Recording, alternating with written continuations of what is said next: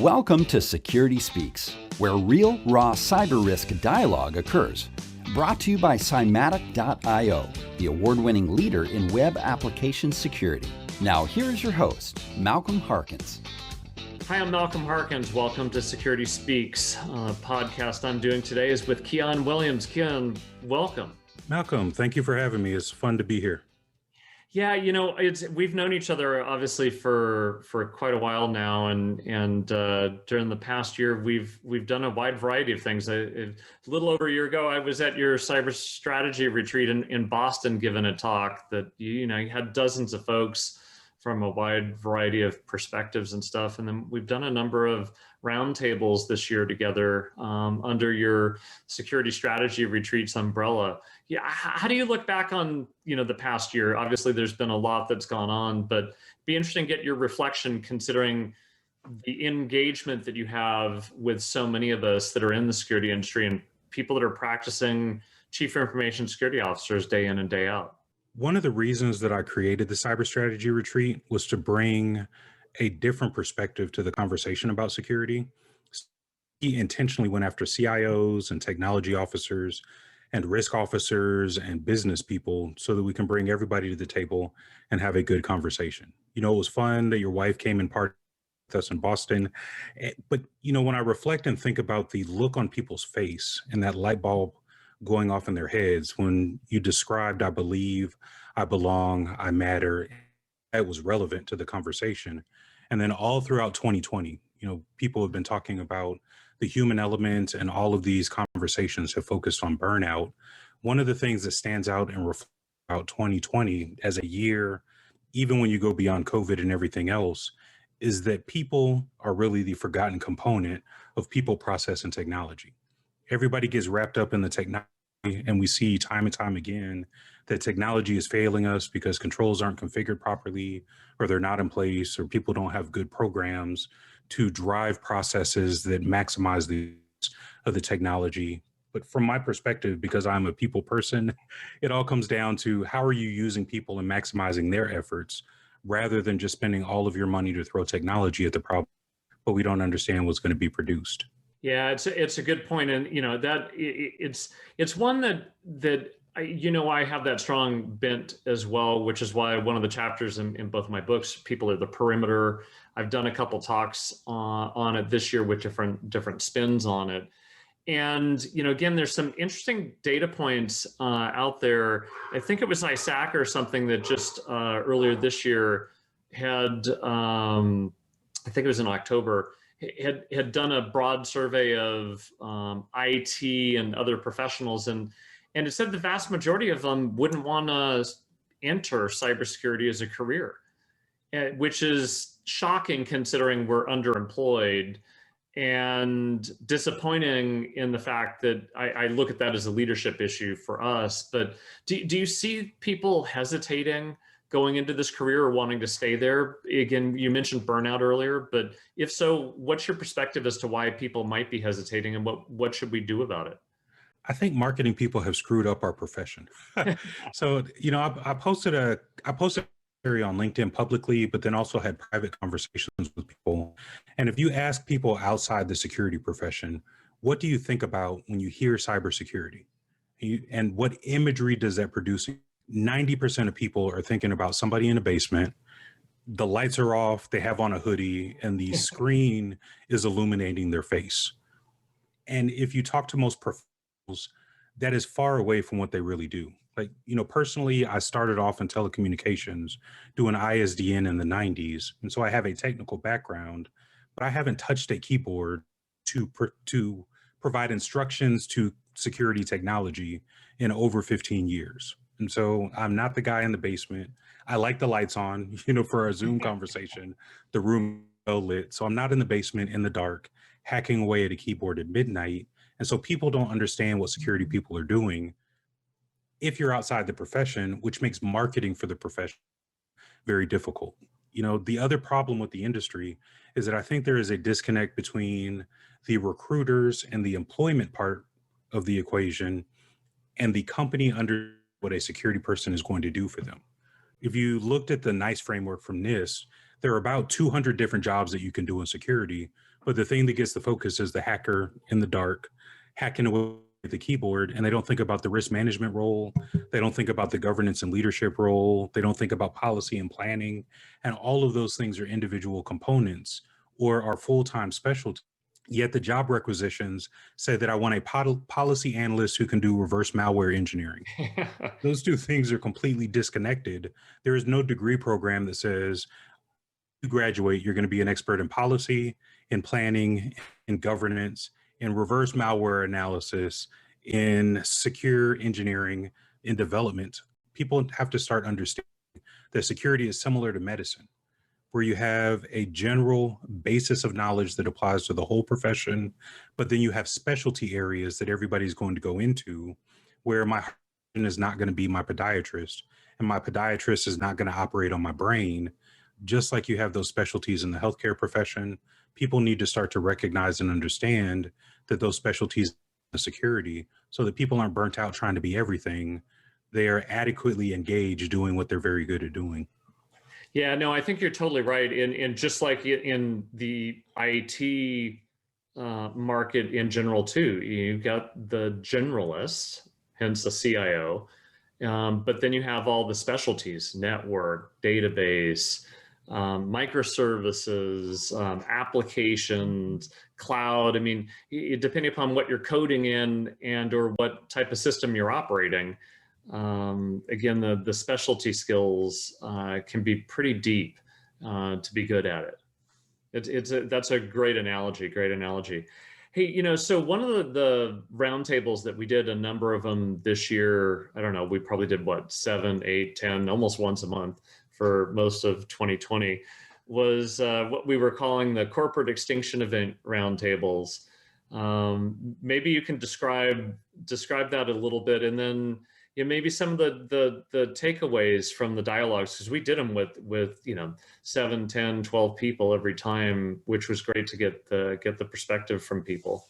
Yeah, I think between the two of us, and so that the math is easy, we'll say that we did 24 corporate extinction roundtables. But reflecting back, what you have to recognize is that we talked to maybe 100 executives all around the world, because we did a session in Singapore, a bunch of participants from Southeast Asia. We did sessions all over the United States. The people participating in the sessions came from various industries, and a lot of those people were not security executives, they were business executives. And what we found from the conversation was that the premise of the conversation was, what is going to put your company out of business? It could be a data breach, it could be something. People like Spaff at Purdue raised fabulous points just talking about burnout. Yep. If my security operations team is running at 100% nonstop every day for 30 days, and then we get additional incidents, we have tapped out all the ability of people to perform. If all of those people are tapped out, now where do I turn? Because the incidents don't stop. People don't have the ability to process. And it's not burnout in the sense that they're tired of their job. It's burnout in the sense that human capacity only goes so far. And if our human capital resources are limited, there comes a point very quickly in the process where we don't have enough people to process, manage, and respond to all the incidents, which then highlights the fact that most CISOs that I talk to as a traveling consultant have fewer than 6 people on the security team. 6 people responding to, the current incidents that are going on is not enough to solve the problem for most organizations. We have malware, we have phishing, we have constant attacks that are happening, but you only have 6 people on your security team. Now we're back to the human resources, and there just aren't enough people to do the work, even if we have adopted those magical things like augmented reality. Yep. And automated response and orchestration. Yes, those things are great, but it's only for things that are clearly documented and well understood. You still need people novel, unique, I've never seen this before, because how do you write a script for something that you've never seen? Yeah, it's to your point, growing up in a factory environment at Intel, we always had this concept of what was called burst capacity, because you would, try and run factories as high as possible, but if you knew there was a surge in demand, you needed to burst your output above what was considered full capacity for the factory. And so how do you always have a little bit of gas in the tank and reserve, to keep going and trudge through what is a long-term battle and fight. And certainly, I think, certainly in the news with COVID-19 and stuff like that, that's the same perhaps issue that we're faced more broadly across the nation with respect to our healthcare professionals and their ability to withstand another few quarters of what's going on. And I do think it's a broader leadership thing, and one that we haven't talked about as often as we probably could or should on the security side, is that human capacity and our ability to maintain all the balls in the air, and particularly when a few new ones, and instead of balls, they end up being like bowling balls or bricks that land on us. Which brings me to recent events in the past week or so, Solarwinds, and certainly the potential devastating impact that not only has on our nation, but on organizations who depended upon it, or on their supply chain who had Solarwinds in their environment. What that means, you do a lot with a lot of different organizations. How has Solarwinds, come up in the past week or so for you, and what do you think the tactical implications are, as well as the long-term implications are, that security folks should be worried about? So for context, I do security consulting, but we don't do technical work. We're helping people with policy and strategy. And so for all of our customers, one of two questions comes up. For one group of customers, it's like, whoa, thank goodness we don't use SolarWinds. Now what do we need to be concerned about, because who else is affected? For other customers, it's, oh my gosh, we're using SolarWinds, what do we do about it?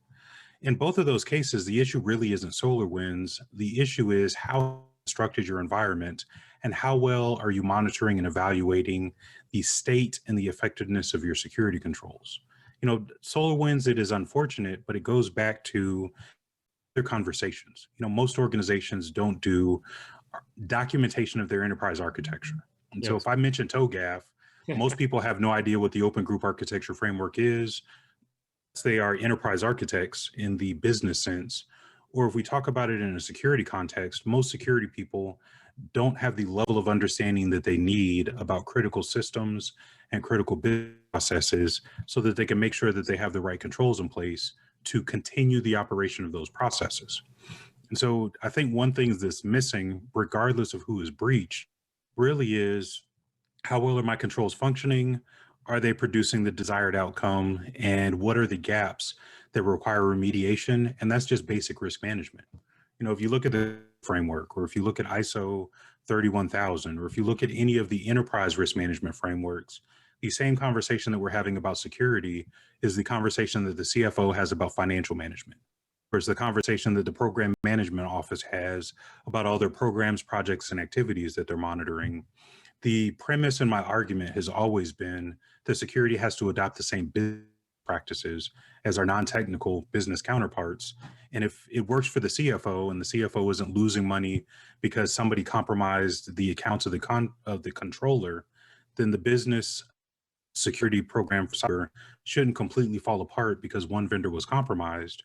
You figure out where the gaps are, you plug the hole, you do the NIST 800-61 where you do containment, eradication, recovery, and then you keep moving, because we understood the risk, we understood the exposure, we see where the gaps and the holes were created by this one event, we address them, and then we keep doing what we were doing. People don't have the maturity or the documentation to respond calmly to this kind of input. Yeah, you bring up a good point. I was on a panel on Friday, one of the SINET panels, and it was a wide variety of folks on it. But one of the things that came up in the dialogue, and when you mentioned, the architecture and, in essence, the accounting practices, right, that the finance team is used to, a lot of people have been scrambling because they don't have, in essence, the enterprise architecture. They don't have the inventory of the hardware and software and services that they're using. And so it becomes event-driven asset management and reactive reconstruction of the architecture based upon who knows what and what's connected to what in real time versus really having that done. You know, when you think about it that way, and you think about the underpinning of what security has to do you consider it a failure on the part of the CIO that they don't actually have the architectures that they should have, and that IT has failed in asset management physically and logically for the environments that they're responsible for, and thus that's a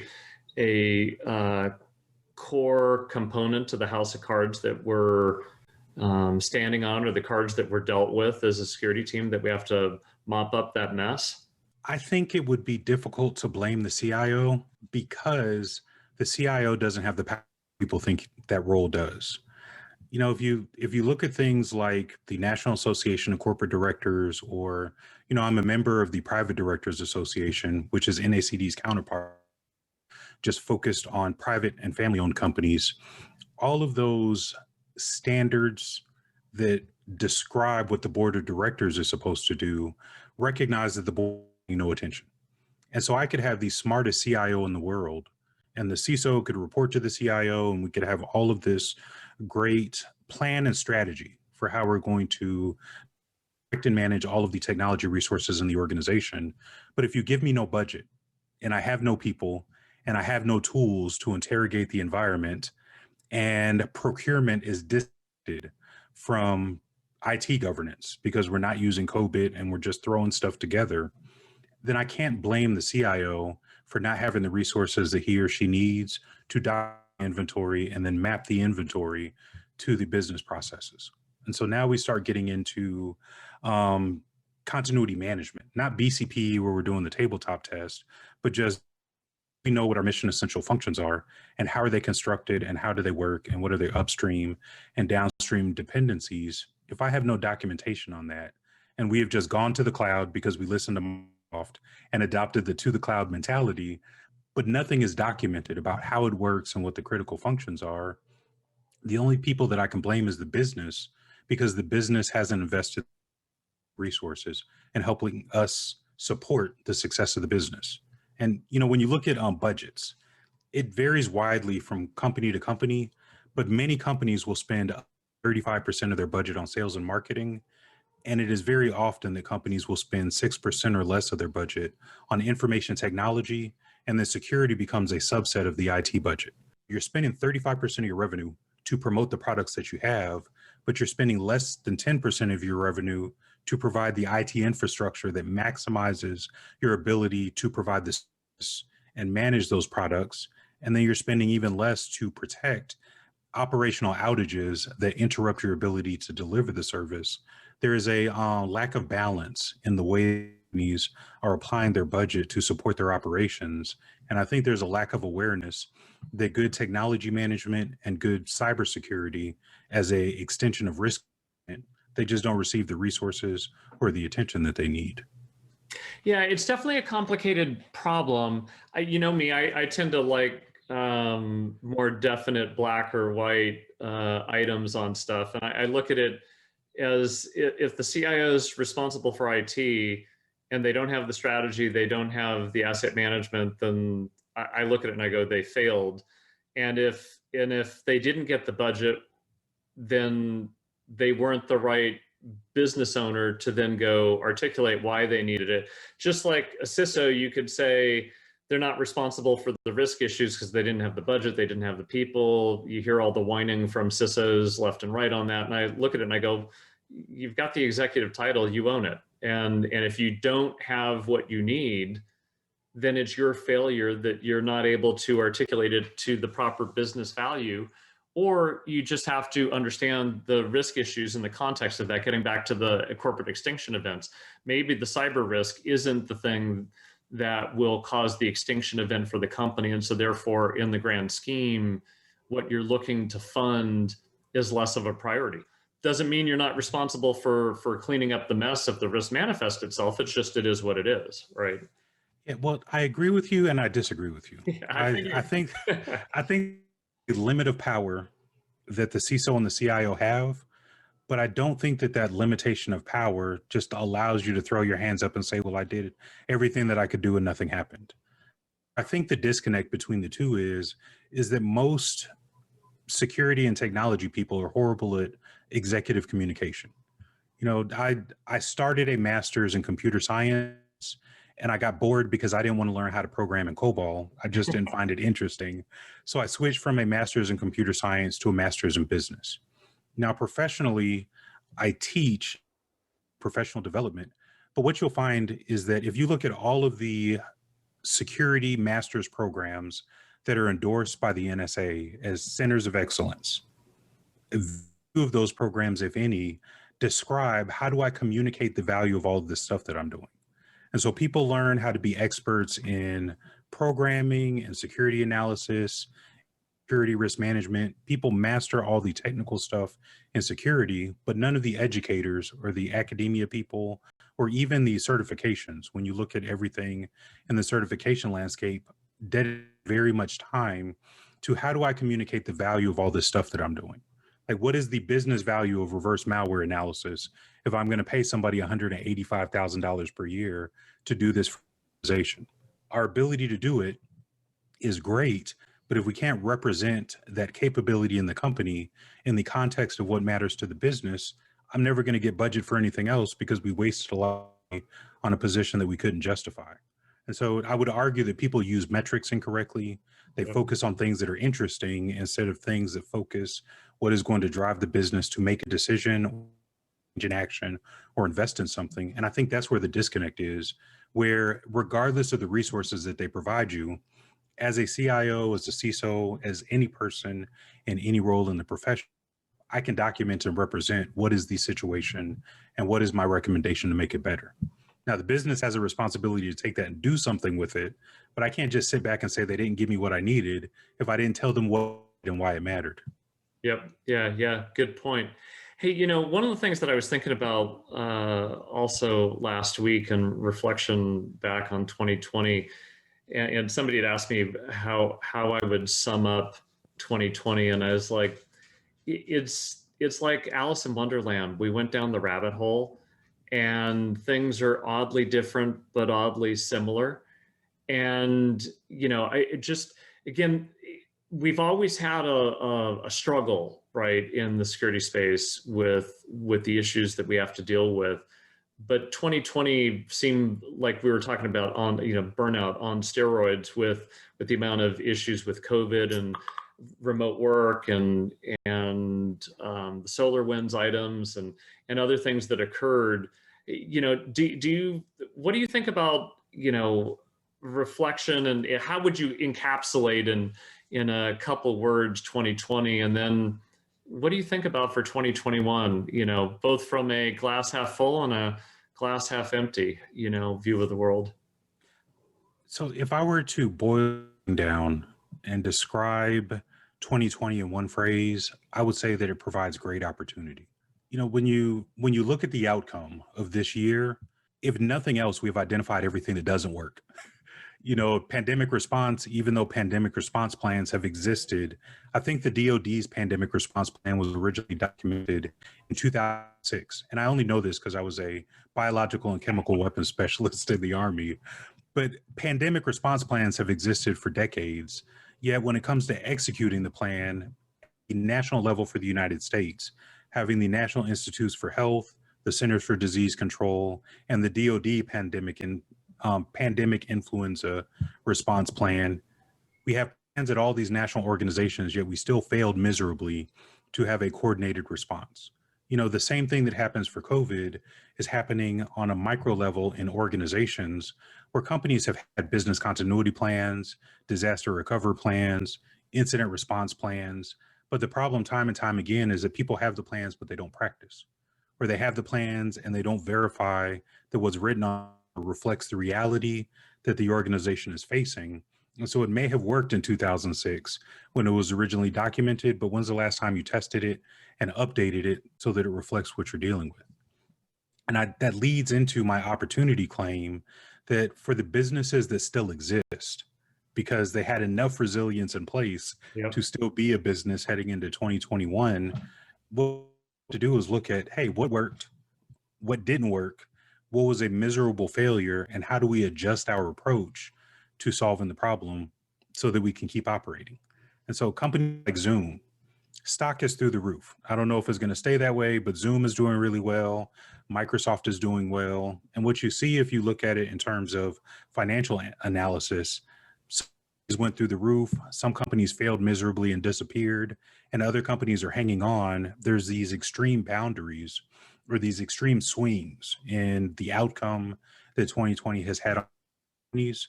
I would say that for all of those companies that are still around, they really need to sit back and reevaluate what is it about the way that we operate that allows us to still be here when so many other companies stopped. The restaurant industry is a good example.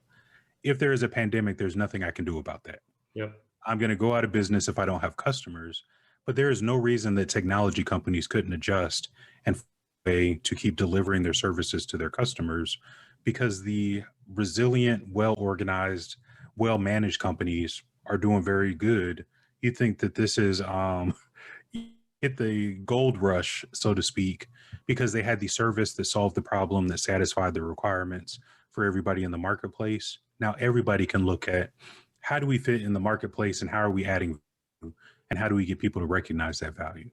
You know, the same thing happens with VPN. There was a Cisco AnyConnect 0-day vulnerability. Yep. So now all of these people have gone to work from their house and they think they're safe using VPN, but VPN is a part of the solution. It's not the entire solution. So now we have an opportunity, because everybody is working from home, but the VPN solution using has been proven to be insecure with the 0-day vulnerability. What else can I use to provide secure remote access to corporate resources? And what monitoring needs to be in place? And how are we going to the vendors that have remote access to our environment if we know that the VPN solution that we have is insecure? Now we can take all the things that we're learning from the glorious failures and use failures to drive action that's going to improve our business processes. No, that totally makes sense. You know, it's amazing hearing you speak. You're such a well-spoken individual with great acumen. I'll toss a off-the-cuff question at you that I know your ability to think on your feet will work, but it's not something we discussed. Because I think it'll be interesting to hear what your response is. Who were your childhood heroes and why? Mr. T, because he's the fool and he takes no mess from anybody. Awesome. When I was younger, I lived in Illinois. So the neighborhood that Mr. T actually lived in, he was an amazing person considering the size of the property, and he still used an old school push lawnmower to mow the grass because he leveraged every opportunity available to stay in shape. And so you got to think, as a young kid, seeing the guy who was on TV, he has all the money in the world and could have bought a riding lawnmower. He has decided that I'm going to take every opportunity that I have to master the thing that I'm doing. Physical fitness was part of that mastery. Similarly, I kind of like sports because I played football and I did kickboxing. So Reggie White is also one of my favorite people. For some reason, Eagles fan, I was set up for being disappointed.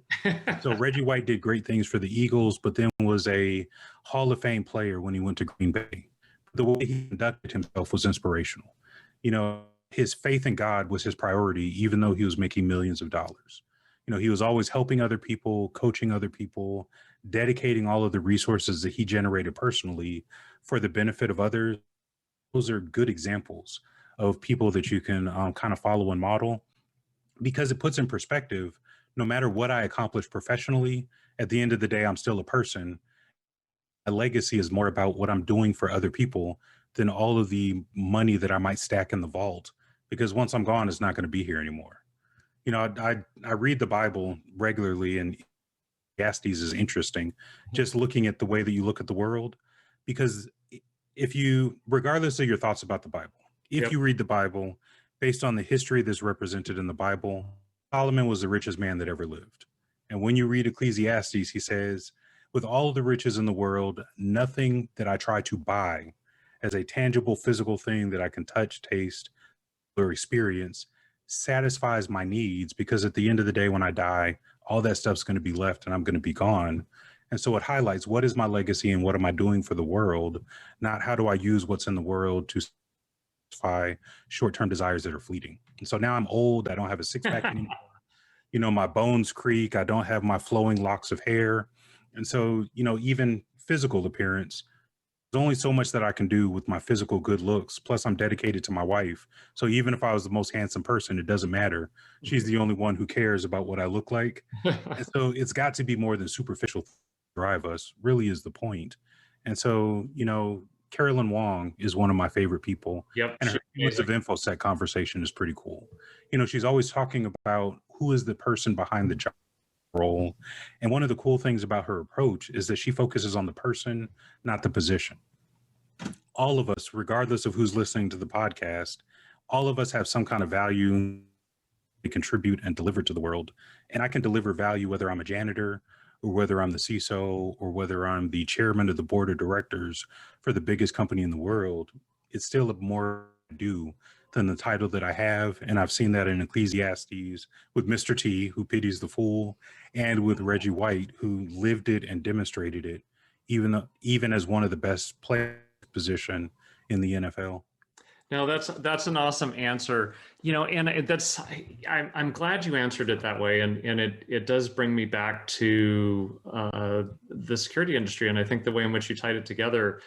And we all have to have a level of faith and hope, because if we don't continue to have that just in our inner being, it makes it hard to persevere on this journey with no finish line. Keyaan, thanks for spending the time today and sharing perspectives. You know, how do people find you? How do they, you know, go learn about the cybersecurity strategy retreat and get some other words of wisdom from Keyaan going forward? LinkedIn is probably the best place. It has links to the corporate website, which is being updated. I'm horrible at websites, so our website is rubbish if I'm being honest. If you go to linkedin.com/n/Keyaan, just KEYAAN, I'm happy to engage with anybody.